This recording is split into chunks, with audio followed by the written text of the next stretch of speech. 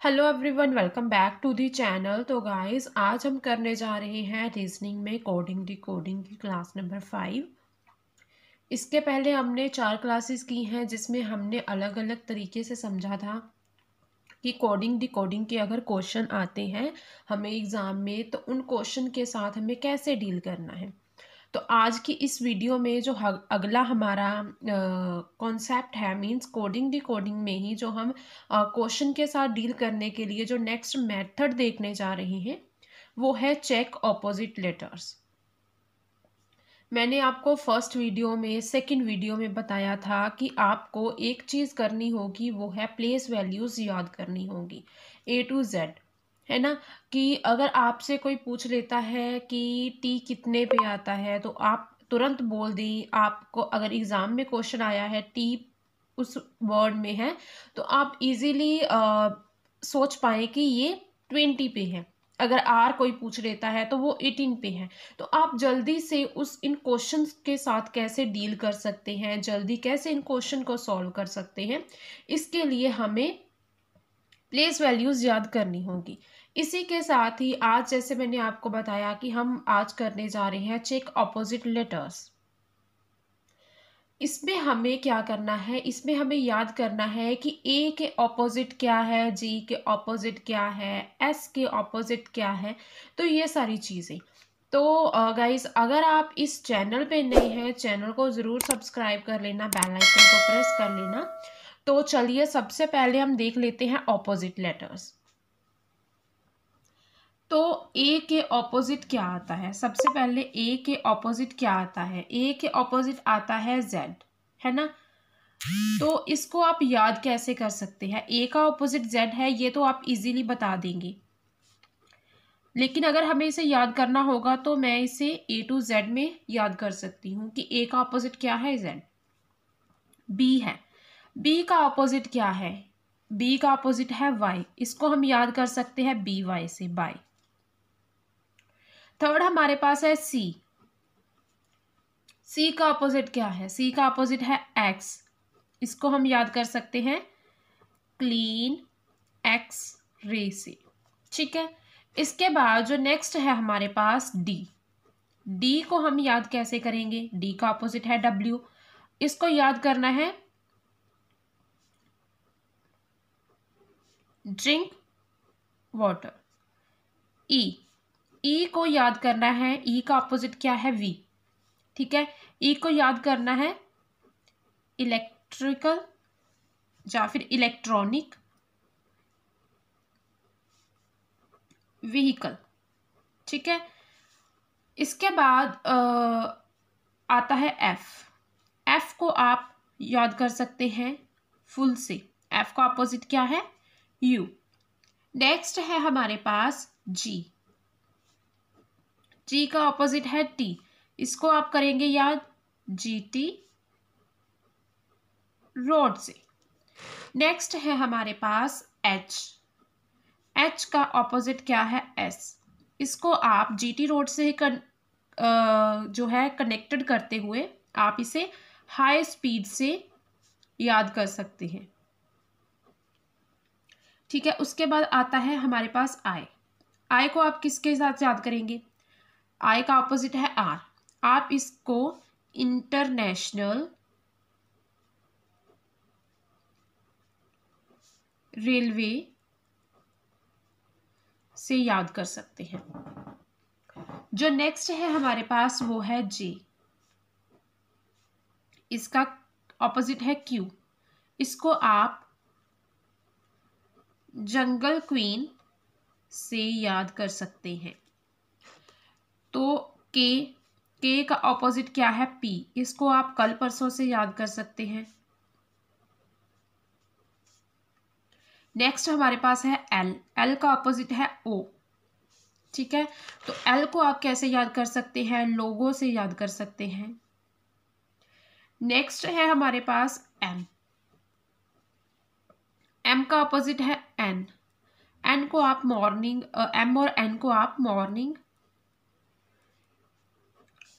And night में याद कर सकते हैं, या फिर आप इसको मंडे नाइट से भी याद कर सकते हैं, है ना। तो आप अपने अकॉर्डिंग भी अगर ट्रिक्स बनाना चाहते हैं तो आपको बस एक चीज़ क्लियर होनी चाहिए कि अगर आपसे कोई पूछ लेता है कि ई का अपोजिट क्या है, ई का अपोजिट है वी, जी का अपोजिट है टी, तो अगर आप इनको ऐसे भी याद करते हैं या फिर अपने अकॉर्डिंग जिस भी तरह से आप याद करना चाहते हैं आप इनको याद करें ताकि आप अपने क्वेश्चंस को जल्दी से सॉल्व कर पाएं। तो चलिए बढ़ते हैं हम आज के इस पहले क्वेश्चन की ओर। तो जो फर्स्ट क्वेश्चन है वो यहाँ पे मैं ले लेती हूँ। फर्स्ट जो मैं ले रही हूँ वो मैंने एक वर्ड ले लिया क्लोथ, ठीक है, और हमने फाइंड करने के लिए आपको बोल दिया क्लीन, ठीक है। इसका आपको फाइंड करना है, इसका कोड मैं आपको बता देती हूँ।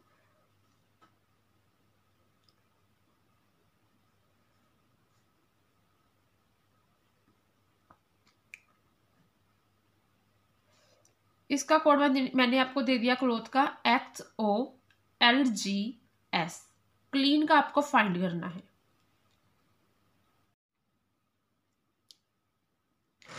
तो हमें इसका कोड फाइंड करना है।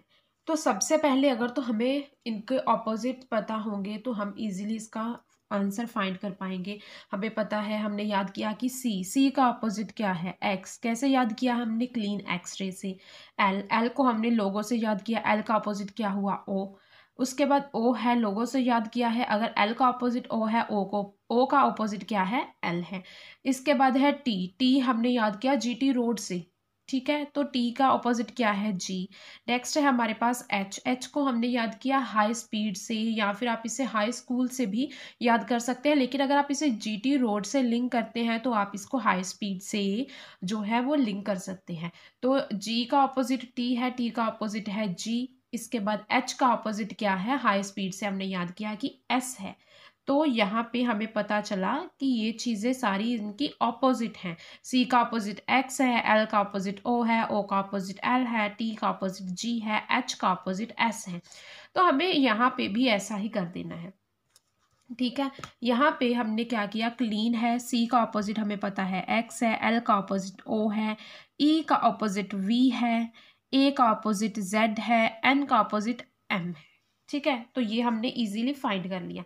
कई बार होता क्या है कि एग्जामिनर क्या करेगा कि इसको थोड़ा सा डिफ़िकल्ट बनाने के लिए या फिर आपको थोड़ा सा घुमाने के लिए वो क्या करेगा, इसमें +1 +2 या फिर -1 -2 कुछ भी कर सकता है अपने अकॉर्डिंग, ठीक है। मान लीजिए कि क्लोथ दिया है, क्लोथ वर्ड का कोड आपको दे रखा है, मान लीजिए यहाँ पे WNKF और R, है ना। मान लीजिए आपको कोड दे रखा है WNKFR। तो आपको इसका कोड फाइंड करने के लिए बोला गया है। तो आप कैसे फाइंड करेंगे? सबसे पहले जब आप देखेंगे कि सी है, यहाँ पे फर्स्ट लेटर सी है, सी का ऑपोजिट क्या है? सी का ऑपोजिट है एक्स, हमने क्लीन एक्सरे से याद किया था। तो एक्स के नियरेस्ट क्या है? डब्ल्यू। तो इट मीन्स या तो उसने एक्स में -1 +1 किया होगा, या फिर उसने क्या किया होगा? सी है, सी में उसने +1 किया, क्या आया हमारे पास? डी का ऑपोजिट क्या है? डब्ल्यू, है ना। ऐसे भी कर सकता है एग्जामिनर। तो आप अपने अकॉर्डिंग ऐसे ही आपको देखना है कि ये वर्ड इसके ऑपोजिट था। मान लीजिए सी है, सी के ऑपोजिट एक्स है, एक्स के नियरेस्ट कोई वर्ड आपको पता चल गया तो आप उससे उनका जो है वो सीक्वेंस या अपना लॉजिक लगा सकते हैं, है ना। तो यहाँ पे मैंने देखा कि सी है, सी का ऑपोजिट है एक्स, एक्स में सी में उसने 1 प्लस किया, डी का ऑपोजिट क्या है? डब्ल्यू। एल है, एल में उसने 1 प्लस किया, एम, ठीक है। एम का ऑपोजिट क्या है? एन। नेक्स्ट है ओ में उसने +1 किया, ओ है 15 पे, +1 किया 16 पे है पी का ऑपोजिट क्या है? के। नेक्स्ट है टी को हमने याद किया जीटी रोड से, है ना। तो T+1 यू, टी 20 पे है, यू 21 पे है, यू का ऑपोजिट क्या कर दिया? यहाँ पे है एफ। नेक्स्ट है एच, एच पे उसने +1 किया आई का ऑपोजिट क्या है आर, है ना। तो हमें यहाँ पे भी ऐसे करना है, सी है, सी का ऑपोजिट सेम आएगा डब्ल्यू, एल है, ठीक है, एल में उसने 1 प्लस किया, एम, एम का ऑपोजिट क्या है N, E, E +1, F, F का ऑपोजिट क्या है U, A, A +1 B, B का ऑपोजिट क्या है, बी का ऑपोजिट यहाँ पे क्या है वाई, एन, एन है 14 पे, 15 हमने एन में प्लस किया 1 आया हमारे पास 15, 15 पे क्या है ओ, ओ का अपोजिट क्या है एल। तो ऐसे ही आपको क्वेश्चन को इजीली सॉल्व कर लेना है। तो जहाँ पे मैं जो सेकंड क्वेश्चन ले रही हूँ वो यहाँ पे मैं ले लेती हूँ, मान लीजिए मैं 2 कलर्स के नेम ले लेती हूँ, जैसे मैं ले लेती हूँ ब्लैक, और सेकंड हमें कोड फाइंड करना है वाइट का, ठीक है।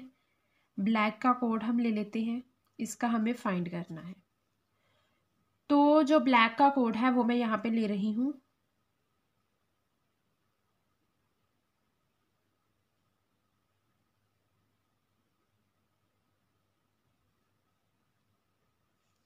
ये मैंने कोड ले लिया और हमें वाइट का फाइंड करना है, ठीक है। सबसे पहले इस क्वेश्चन को सॉल्व करने से पहले आपसे एक बात और शेयर करना चाहूँगी।